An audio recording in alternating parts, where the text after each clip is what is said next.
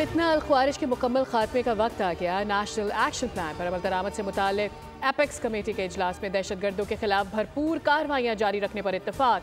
वज़ीर आज़म शहबाज शरीफ ने खिताब में कहा कि इत्तिहाद और इत्तफाक से दहशतगर्दी का खात्मा करेंगे। पाकिस्तान के खिलाफ बाहर से बैठ कर सोशल मीडिया पर जहर उगला जा रहा है, हकाइक मस्ख करके झूठ फैलाया जा रहा है। सब ने देखा इस्लामाबाद पर चढ़ाई को कैसे सोशल मीडिया पर उठाया गया। अफगानिस्तान से गुट बैठिए पाकिस्तान में कार्रवाइयाँ कर रहे हैं। चंद दिन पहले सरहद पार से हमला किया गया, जिसका मुंह तोड़ जवाब दिया गया।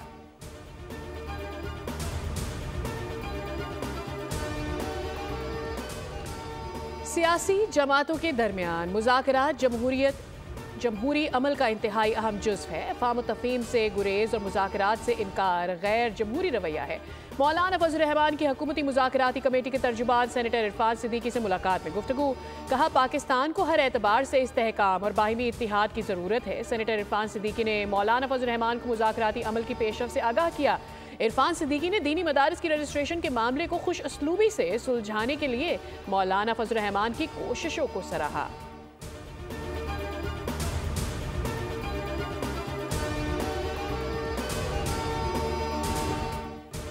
और इंटर बोर्ड के नताइज का मामला सिंध असम्बली पहुंच गया। पॉइंट ऑफ ऑर्डर पर बोलने की इजाजत ना मिलने पर MQM का एहतजाज। अरकान का शोर शराबा, गुंडागर्दी नहीं चलेगी किनारे।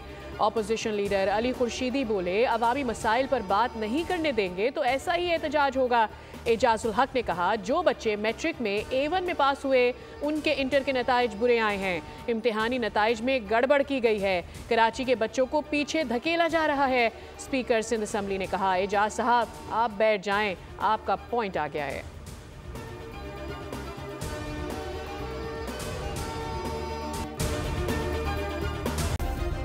सब्सक्राइब करें और बेल दबाएं ताकि कोई खबर रह न जाए।